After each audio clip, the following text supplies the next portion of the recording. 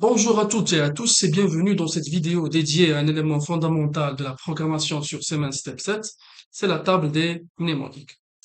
Que vous soyez débutant ou programmeur expérimenté, maîtriser cette fonctionnalité est essentielle pour optimiser votre travail et le rendre plus lisible.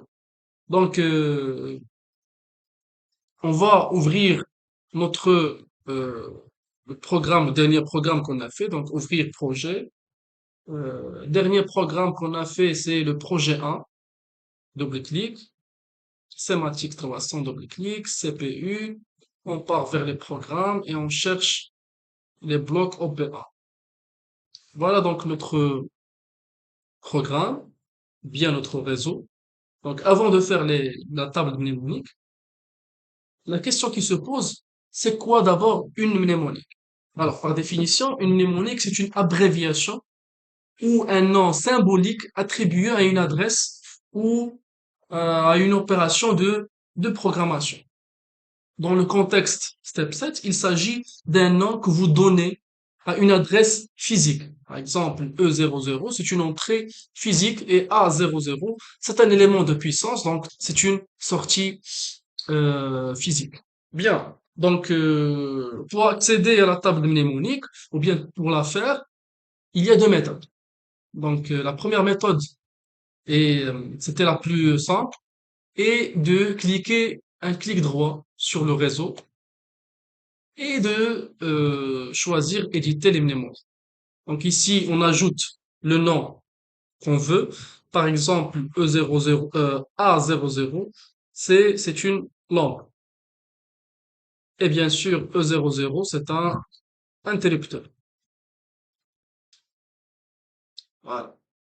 Alors, bool, c'est-à-dire que la variable E00, c'est une variable booléenne, ou bien c'est une variable logique. Donc, il reçoit deux états logiques, 0 ou bien 1. Donc, on clique sur appliquer. Et voilà, donc les mnémoniques apparaissent sur le réseau. Ça, c'est la première méthode. Donc, je vais effacer d'abord les, euh, les mnémoniques. Donc, on choisit les deux mnémoniques et on clique sur supprimer les mnémoniques. Oui, appliquer, fermer.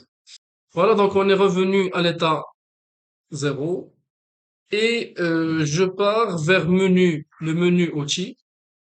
Puis, je sélectionne la table des mnémoniques. Voilà, donc une fenêtre s'ouvre présentant ce tableau. Vous pouvez ajouter des entrées. Alors on met le bouton interrupteur. On va l'appeler K cette fois. K, c'est un interrupteur, donc avec l'adresse E0.0. Voilà. Et la sortie, c'est une lampe LA avec la sortie ou bien avec l'adresse A100.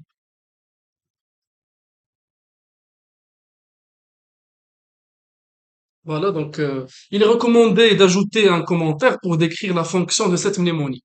Par exemple, pour K, c'est un interrupteur. Voilà. Et pour LA, c'est une lampe tout simplement. Voilà, on clique sur enregistrer. On part au simulateur. Cette fois, je vais utiliser des bits verticales. Donc, je vais chercher l'icône insérer bit verticalement. Je mets l'adresse EB0 et pour les sorties AB0. J'ai dit la dernière fois que B signifie byte. On met pas E0 ou bien A0, on met EB0 et AP0. Alors, l'utilité de faire des bits verticales, c'est d'afficher tout simplement les mnémoniques ici. Pour faire cela, on clique sur cette icône, afficher mnémonique, projet 1, donc on est au projet 1. Il faut choisir le projet. Sématique 300, on clique sur CPU, programme, et voilà les mnémoniques. Voilà, comme vous voyez, K, il apparaît sur le E00 et LA sur A00.